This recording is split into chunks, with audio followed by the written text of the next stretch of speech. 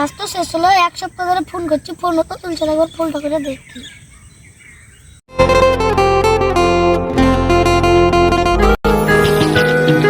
এই দেখো তোমার স্বামী কুয়েত থেকে ফোন করছে। হ্যালো। হ্যাঁ বলো। হ্যালো, এক সপ্তাহ ধরে ফোন করছি, ফোনটা তুলছে না কেন? আমি ব্যস্ত ছিলাম। কি বলছো তাড়াতাড়ি বলো। তোমাকে ঘর করার লাগে 20 লাখ টাকা পাঠালাম, তুমি এখনো ঘর করা শুরু করোনি কেন? আমি তো তোমাকে আগেই বলেছি আমি এই চাষি গ্রামে বাস করতে পারবো না, আমি শহরে বাস করতে চাই। তুমি যে 20 লাখ টাকা পাঠিয়েছো সেই টাকা দিয়ে আমি ঘর না বানিয়ে শহরে জায়গা কিনেছি। এ, তুমি এত বড় কাজ করলে আমাকে একবার জানালে না? তোমাকে আবার কি জানাবো? আমি যেটা করেছি ভালোর জন্যই করেছি।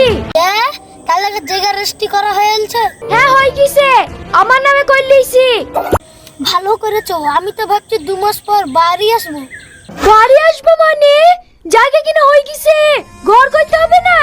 ঘর করতে গেলে তো এখনো 2 বছর থাকতে হবে, আমাকে তো ভালোও লাগছে না। ভালো লাগছে না বললে হবে? মালিকের সাথে অ্যাডভান্স টাকা নিয়ে আমাকে পাঠিয়ে দাও, আমি ঘর বানাচ্ছি, তুমি 2 বছর পরেই আসো। ঠিক আছে।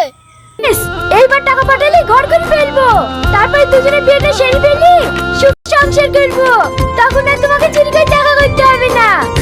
আমি তো এইটাই চাইছিলাম, আজ যে আমার কি আনন্দ হয়েছে। আমি তো তোমাকে আনন্দ দিতেই চাই, আমি তোমার জন্য সব কিছু করতে পারি। আমি জানি তুমি সবকিছু করতে পারবা। অনেক দেরি হয়ে গেল, চলো বাড়ি যাই।